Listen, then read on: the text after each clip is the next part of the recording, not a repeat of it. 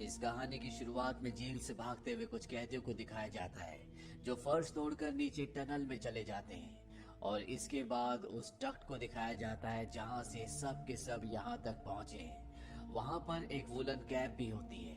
यहाँ से कहानी चली जाती है फ्लैशबैक में, जहां पर जेल के अंदर कई सारे कैदी हैं और इन्हीं कैदियों में एक कैदी होता है जिसका नाम पैरी है। पैरी को उम्र कैद की सजा है, यानी कि वो जेल से कभी भी बाहर नहीं जा सकता। उसे अपनी पूरी जिंदगी इसी जेल के अंदर बितानी होगी और ना ही उसे पैरोल पे बाहर छोड़ा जाएगा। पैरी का जो सेलमेट होता है, जो कई सालों से उसके साथ है, उसकी सजा पूरी हो चुकी है और वो यहाँ से चला जाता है। उसके बदले यहाँ पर एक नया लड़का आता है, इसका नाम लेसी होता है और अब लेसी पैरी के साथ उसी के सेल में रहेगा क्योंकि वो उसका नया सेलमेट है। यहाँ पर पैरी के बहुत सारे लेटर्स वापस आए होते हैं जो उसने पिछले 14 साल में अपनी बेटी को लिखे, पर आज पहली बार उसे एक लेटर मिलता है जिसमें ये लिखा होता है कि ड्रग की ओवरडोज की वजह से उसकी बेटी की तबीयत बहुत ज्यादा खराब है, उसकी जान भी जा सकती है। ये संदेश मिलने के बाद पैरी पूरी तरह से परेशान हो जाता है क्योंकि वो अपनी बेटी से बहुत प्यार करता है और अब किसी भी कीमत पर वो इस जेल से भागकर अपनी बेटी के पास जाना चाहता है, उससे मिलना चाहता है। जब वो वॉशिंग मशीन के अंदर कपड़े लेने के लिए जाता है तो वो देखता है कि वहाँ पर एक ऐसी जगह होती है जहाँ से ड्रायर की हवा बाहर निकलने का रास्ता होता है। ये एक एयर वेंट है। वहीं ऊपर उसे एक पानी का पाइप भी दिखता है और समझ जाता है कि ये दोनों नाले से कनेक्ट होते हैं और यहाँ से भागा जा सकता है, पर वो जानता है कि यहाँ से अकेले नहीं भागा जा सकता। इसीलिए वो अपने एक दोस्त जिसका नाम ब्रॉडी होता है उसे अपना पूरा प्लान बताता है। वो कहता है कि मेरी बेटी का दिल 2 बार बंद हो चुका है और किसी भी कीमत पर मैं यहाँ से भागकर उससे मिलना चाहता हूँ। ब्रॉडी कहता है जो तुम कह रहे हो करना इतना आसान नहीं है क्योंकि एयर वेंट पर जो सॉलिड स्टील है उसे खोलकर आगे बढ़ना नामुमकिन है। पैरी कहता है एक आदमी कर सकता है और वो लैनी है। लैनी एक चोर और बॉक्सर है जो बहुत ही पावरफुल है। ब्रॉडी कहता है कि अगर तुम एयर वेंट के अंदर चली भी गए तो तुम ज्यादा दूर तक नहीं जा सकते। पैरी कहता है इसीलिए मैं तुमसे पूछ रहा हूँ। दरअसल ब्रॉडी को इस जेल के नक्शों का पूरा आइडिया होता है, पर वो रिस्क नहीं लेना चाहता, इसीलिए वो सोच में पड़ जाता है। पैरी लैनी के पास जाता है जो कि बॉक्सर और एक चोर है। वो उसे अपने प्लान के बारे में बताता है और वो उनका साथ देने के लिए तैयार हो जाता है। यहाँ पर ब्रॉडी भी मान जाता है और अब ये तीनों के तीनों एक साथ मिलकर प्लान बनाना शुरू करते हैं। मैरी इन दोनों को बताता है कि हमें किसी भी तरह लॉन्ड्री तक पहुंचना होगा, पर लॉन्ड्री तक पहुंचना इतना आसान नहीं है क्योंकि वहां पर 3 गेट्स है, साथ ही साथ वहां पर गार्ड भी होता है। लेनी कहता है कि मैं एक चोर हूँ ना कि जादूगर। मैरी बताता है कि वहां पहुंचने का एक और रास्ता है। दरअसल जेल के अंदर एक चर्च है और चर्च में एक कन्फेशन रूम है और उस कन्फेशन रूम से एक रास्ता होता है जो सीधा लॉन्ड्री तक पहुंचता है। लेनी कहता है लेकिन हम चर्च के अंदर पहुंचेंगे कैसे? पैरी कहता है कि इसका रास्ता मेरे पास है। दरअसल जब पैरी चर्च के अंदर गया होता है तो वहाँ पर दरवाजे पर जो चाबी लगी होती है, पैरी ने उसका निशान चिकनी मिट्टी पर ले लिया होता है, यानी कि अब ये चाबी बना सकते हैं। पर अभी भी एक सबसे बड़ी प्रॉब्लम ये होती है कि जब ये लॉन्ड्री तक पहुँच जाएंगे तो वहाँ पर जो एयर वेंट है उसे काटेंगे कैसे, क्योंकि वो स्टील का होता है और ये काटना इतना आसान नहीं है। और लेनी इसका रास्ता निकाल लेता है। उसकी सेल में जो लोहे का स्टूल होता है वो उसकी पाइप्स काटता है और उससे एक रॉड बनाता है। वहीं पर वो एक सांचा बनाता है जिसमें वो एक हीरा फिट करके उस स्टील को काट सकता है। पर सबसे बड़ा चैलेंज ये है कि उसे यहाँ पर हीरा चाहिए। लेनी ये तो जानता है कि जेल में हीरा कहाँ पर मिल सकता है, लेकिन उसे हासिल करना इतना आसान नहीं है। दरअसल जेल के अंदर जो कैदी हैं ये आपस में फाइट करते हैं और दूसरे कैदी इन पर पैसे लगाते हैं। यहाँ पे एक बहुत ताकतवर फाइटर होता है। इस फाइटर के दांत में हीरा लगा होता है, पर इससे कोई भी फाइट करने से डरता है।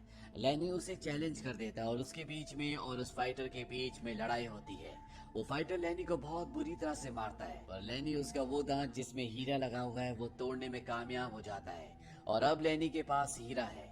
लेनी हीरा उस रॉड पर फिट कर देता है जिससे वो एयर वेंट को काटेगा। इसके बाद ये पूरा प्लान एक बार फिर से डिस्कस करते हैं। सबसे पहले चर्च के अंदर जाएंगे और वहाँ पर जो कन्फेशन रूम है वहाँ से लॉन्ड्री तक पहुँचेंगे। लॉन्ड्री तक पहुँचने के बाद एयर वेंट को ये हीरे से काटेंगे और वहाँ से आगे बढ़ने के बाद ये उस जगह तक पहुँच जाएंगे जहाँ पर ड्रेन सिस्टम है। ड्रेन सिस्टम से इन्हें और भी नीचे टनल्स तक जाना होगा और उसके बाद ये नदी तक पहुँच जाएंगी। नदी से होते हुए इन्हें आगे बढ़ना होगा।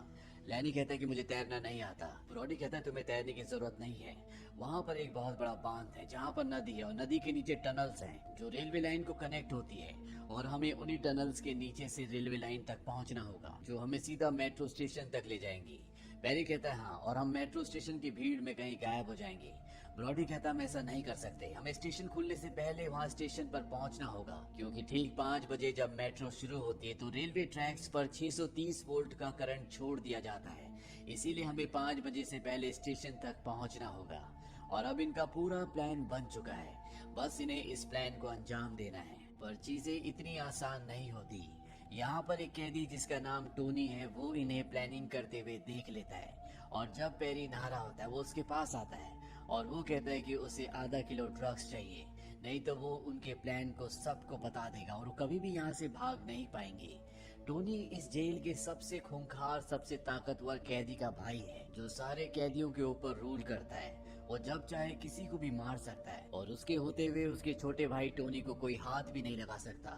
इसीलिए अगर इन्हें यहाँ से निकलना है तो इन्हें टोनी को आधा किलो ड्रग्स देना होगा और ये काम सिर्फ बटिस्टा कर सकता है जो कि एक कैदी है जो केमिस्ट है और वो जेल में कई बार पहले भी ड्रग्स बना चुका है।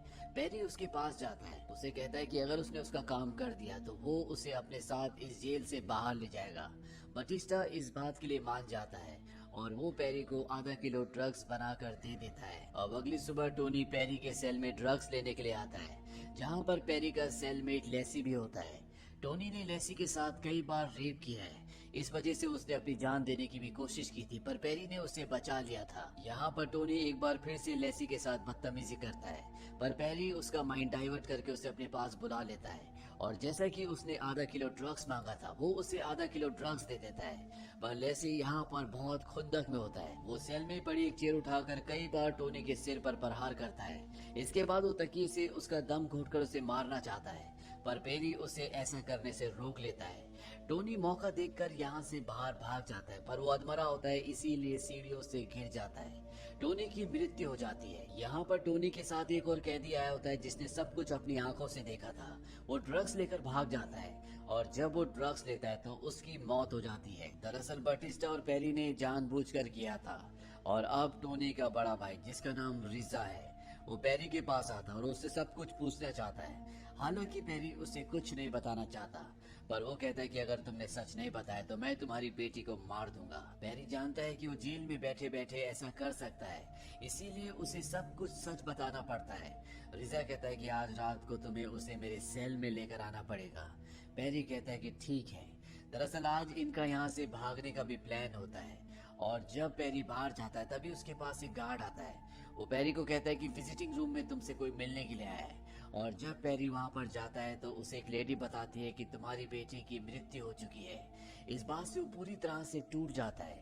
वो उसी के लिए इस जेल से भागना चाहता था और अब उसके पास जेल से भागने का कोई भी मकसद, कोई भी कारण नहीं है। वो वापस अपने सेल में आ जाता है जहाँ पर लेसी भी आता है और वो लेसी को कहता है कि तुम्हारा इंतजार रिजा अपने सेल में कर रहा है, वो चाहता है कि मैं तुम्हें वहाँ पर लेकर जाऊँ। वो उसे अपनी बेटी की फोटो देता है और कहता है ये ब्रॉडी को दे देना। लेसी कहता है कि मैं कुछ समझा नहीं। पेरी कहता है कि मैं जानता हूँ कि तुम सब समझ गए, अब तुम्हें जाना चाहिए। लेसी पेरी से पूछता है कि तुम मेरे लिए सब क्यों कर रहे हो। पेरी कहता है क्योंकि तुम मुझे किसी की याद दिलाते हो। दरअसल लेसी को देखकर उसे अपनी बेटी की याद आती है जो कि उसी की उम्र की थी। वहीं दूसरी तरफ ये दिखाया जाता है कि लेनी, बटिस्टा और ब्रॉडी ये तीनों के तीनों चर्च के अंदर चले जाते हैं और चर्च के अंदर जो कन्फेशन रूम होता है वहाँ पर छेद करके लॉन्ड्री की तरफ बढ़ना शुरू कर देते हैं। तभी वहाँ पर लेसी भी आ जाता है। ब्रॉडी लेसी को देखकर पूरी तरह से शॉक्ड हो जाता है, उसे गुस्सा भी आता है। वो कहता है कि पेरी कहाँ पर है। तभी लेसी उसे पेरी की बेटी की फोटो दिखाता है। ब्रॉडी समझ जाता है कि इसे उसके दोस्त पेरी ने भेजा है। इसके बाद ये वहाँ पर छेद करके चारों के चारों नीचे की तरफ जाना शुरू कर देते हैं। अब पेरी भी वहाँ पर आ जाता है और ब्रॉडी की जो कैप पड़ी होती है उसे उठाकर वो भी उस छेद के अंदर चला जाता है। ये चारों के चारों लॉन्ड्री के दरवाजे के बाहर पहुँच जाते हैं जहाँ पर ये ताला खोल के लॉन्ड्री के अंदर एंटर कर जाते हैं। पर अब अगर इन्हें आगे बढ़ना है तो इन्हें एयरवेंट की जो स्टील की शीट है उसे काटना होगा, जिसके लिए लेनी ने हीरे से टूल बनाया है। लेनी उसे काटना शुरू करता है और बहुत ताकत लगाने के बाद वो स्टील की शीट को काट देता है। ये पांचों के पांचों यहाँ से आगे बढ़ना शुरू कर देते हैं, पर कुछ ही दूर जाने के बाद ये देखते हैं कि वहाँ पर एक बहुत गहरा कुआं है जहाँ पर ऊपर से पानी गिर रहा होता है और ये सब के सब उसके अंदर जाना शुरू कर देते हैं। वहाँ पर इन्हें एक एयर टाइट दरवाजा दिखता है जिसे बड़ी मुश्किल से खोलते हैं और जब ये उसे खोलते हैं तो धरती के नीचे सुरंगों में पहुंच जाते हैं। ये सब के सब मशाल लेकर आगे बढ़ना शुरू करते हैं और तभी बटिस्टा एक दीवार से टकराता है क्योंकि आगे दीवार होती है, यानी कि ये यहाँ से आगे नहीं बढ़ सकते। ये सब यहाँ पर फंस चुके हैं, इसीलिए सब के सब हताश हो जाते हैं। लेसी यहाँ पर फ्रस्ट्रेशन में शिट कह देता है और इस बात से लेनी को गुस्सा आता है क्योंकि वो उनके प्लान में शामिल नहीं था।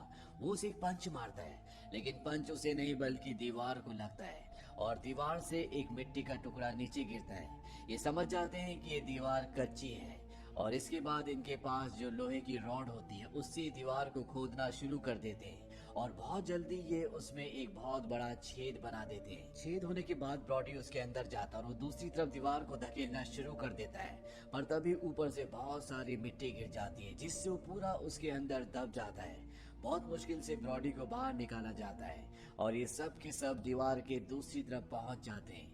ब्रॉडी अब जख्मी है, इसीलिए बटिस्टा उसे अपने कंधे पर लेकर आगे बढ़ता है और आगे जाने के बाद ये एक स्टेशन पर पहुंच जाते हैं जो कई सालों से बंद है। यहाँ पर ये मैप भी देखते हैं जिससे इन्हें समझ में आ जाता है कि ये सही रास्ते पर हैं। इन्हें 1 घंटे के अंदर स्टेशन तक पहुंचना होगा क्योंकि ठीक 5 बजे रेलवे ट्रैक्स पर करंट छोड़ दिया जाएगा। ब्रॉडी को इन्हें यहीं पर छोड़ना पड़ता है क्योंकि उसकी मृत्यु हो चुकी है। ये उसे एक बेंच पर बिठाकर आगे निकल पड़ते हैं। तभी ये देखते हैं कि कुछ गार्ड्स इनका पीछा कर रहे हैं। ये सब के सब नीचे पानी में कूद जाते हैं और किसी तरह से गार्ड से बचकर ये किनारे तक पहुंच जाते हैं। किनारे पर पहुंचने के बाद ये उस ट्रैक की तरफ बढ़ चलते हैं जहां से बाहर निकल सकते हैं, पर तभी यहाँ पर बटिस्टा का पैर ट्रैक के बीच में फंस जाता है। लेनी उसका पैर छुड़ाने के लिए जाता है क्योंकि पीछे से एक ट्रेन आ रही होती है, पर इससे पहले कि वो उसका पैर छुड़ाता ट्रेन उन दोनों को कुचल कर आगे निकल जाती है, यानी कि उन दोनों की मृत्यु हो चुकी है और अब यहाँ पर सिर्फ 2 बचे हैं, एक लेसी और दूसरा पेरी। ये दोनों के दोनों आगे बढ़ते हुए स्टेशन तक प्लेटफॉर्म तक पहुंच जाते हैं, यानी कि ये दोनों आजाद हो चुके हैं, अपनी मंजिल तक पहुंच चुके हैं। यहाँ पर पेरी के पेट पर एक जख्म भी दिखाया जाता है, यानी कि वो जख्मी है। वो लेसी को बोलता है कि तुम जाओ। लेसी वहाँ से भागता हुआ निकल जाता है और पेरी अब अपने आप को आजाद करने के लिए धीरे धीरे एस्केलेटर से ऊपर बढ़ना शुरू कर देता है और जैसे ही ऊपर पहुंचने वाला है उसे एक झटका लगता है जैसे पीछे से उसे किसी ने मारा हो और तभी ये दिखाया जाता है कि वो अभी भी जेल के अंदर है। वो टोनी जिसका कत्ल कर दिया गया था उसके बड़े भाई रिजा, जो कि सभी कैदियों के ऊपर अपना हुक्म चलाता है, उसकी सेल के अंदर होता है और रिजा ने उसे पीछे से चाकू मारा होता है। दरअसल वो कभी इस जेल से बाहर निकला ही नहीं और ये जो भी कहानी चल रही थी उसके दिमाग में उसके हेलुसिनेशन में चल रही थी। वो चारों के चारों कैदी यहाँ से भाग चुके हैं। पेरी कभी जेल से भागा ही नहीं था क्योंकि उसकी बेटी की मृत्यु हो चुकी है और उसके भागने का अब कोई भी मकसद नहीं था, इसीलिए उसने अपने बदले लेसी को यहाँ से भगा दिया था। और अब कहानी वहीं पर आती है जहाँ से शुरू हुई थी, जहाँ पर चारों कैदी फर्श तोड़कर नीचे टनल में कूद गए हैं।